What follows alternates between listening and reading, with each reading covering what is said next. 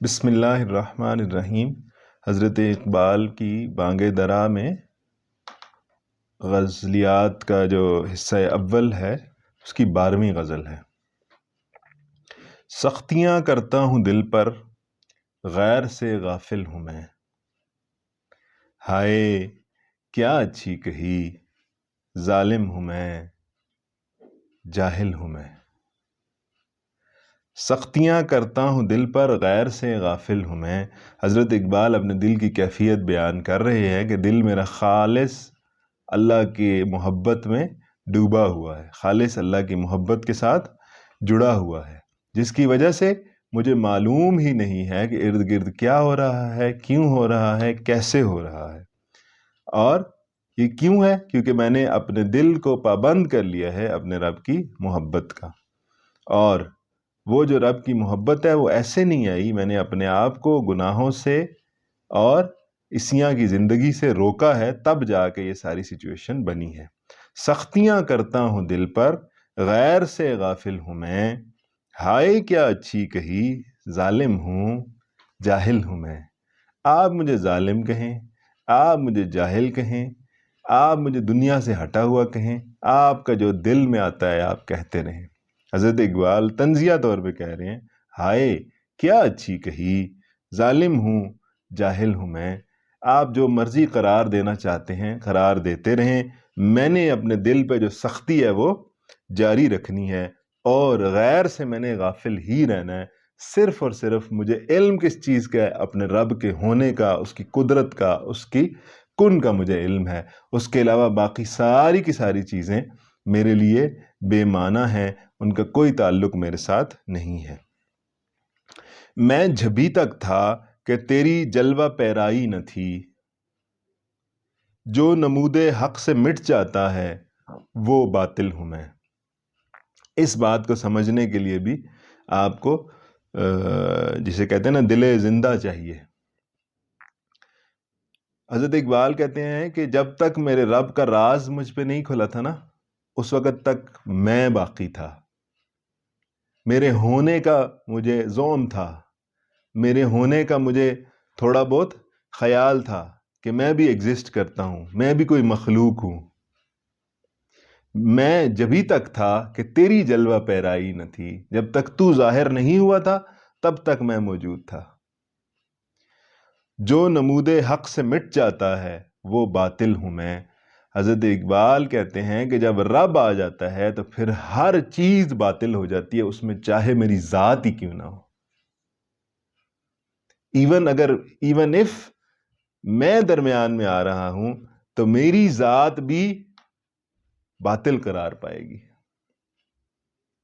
شعر دیکھیے گا، میں جبھی تک تھا کہ تیری جلوہ پیرائی نہ تھی،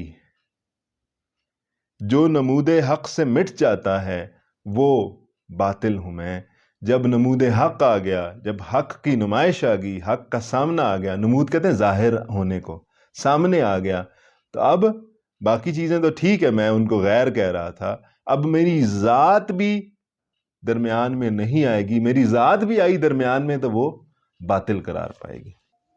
علم کے دریا سے نکلے غوطہ زن گوہر بدست، علم کے دریا میں جو اترنے والے لوگ ہیں وہ موتی لے کر نکلتے ہیں، وہ بینیفٹس لے کے نکلتے ہیں، وہ نئے نئے ایشوز، نئے نئے مسائل ڈیرائیو کر کے نکلتے ہیں۔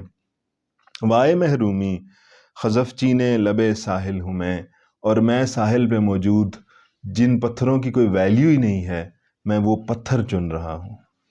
یعنی کہ یہ اس طرف اشارہ ہے کہ جناب آدم علیہ السلام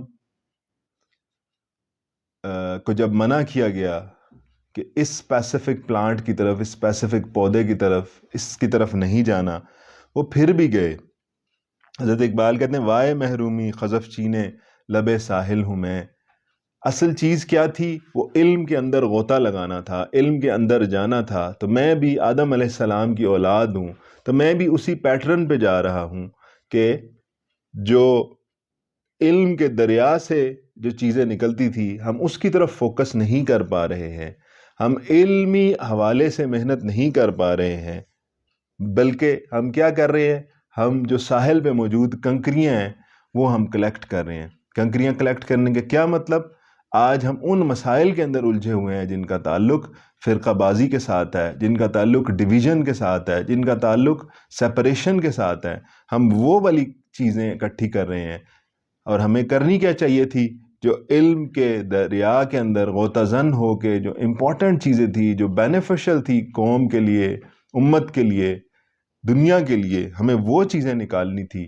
جبکہ ہم نے وہ چیزیں نکالنی چھوڑ دی ہیں اور ہم صرف اور صرف جو ساحل پہ موجود پتھر جن کی کوئی ویلیو نہیں ہے ہم وہ اکٹھے کر رہے ہیں.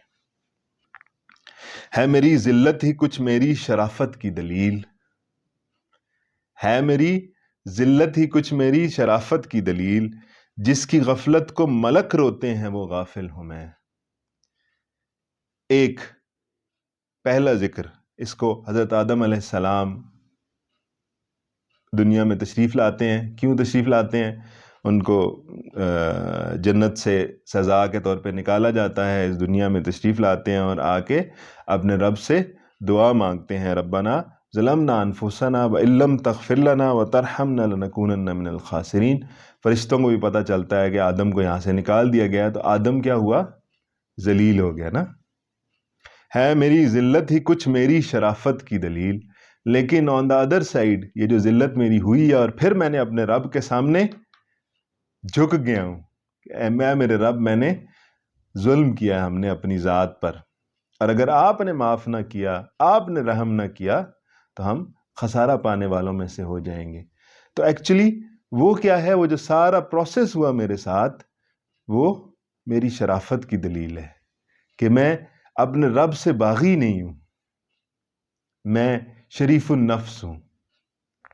جس کی غفلت کو ملک روتے ہیں وہ غافل ہوں میں. شریف النفس تو ہوں، لیکن آن دا ادر سائڈ میری غفلت اس قسم کی ہے، چھوٹی سے چھوٹی غفلت بھی آ جائے. جب خالق نے مجھے تخلیق کیا، مجھے سجدے کے قابل بنایا، مجھے سجدے کے قابل بنایا تو اس کا مطلب ہے مجھے امام بنایا، کائنات کا وارث بنایا، مجھے اپنا خلیفہ بنایا. اب بھی اگر میں غافل ہو جاؤں تو فرشتے دیکھتے ہیں کہ یہ اتنی قیمتی اللہ کی تخلیق، اتنی قیمتی اللہ کی تخلیق یہ کیا کر رہی ہے؟ یہ غافل بیٹھی ہے اپنے رب سے. جب وہ دیکھتے ہیں تو وہ روتے ہیں. جس کی غفلت کو ملک روتے ہیں وہ غافل ہوں میں.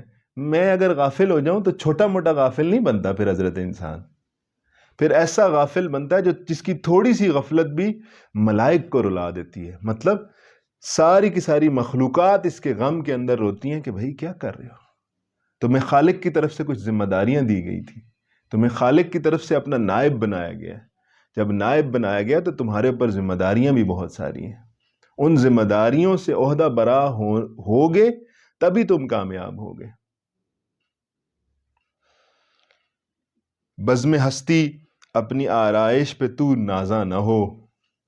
کیا ہی خوبصورت شعر ہے سر.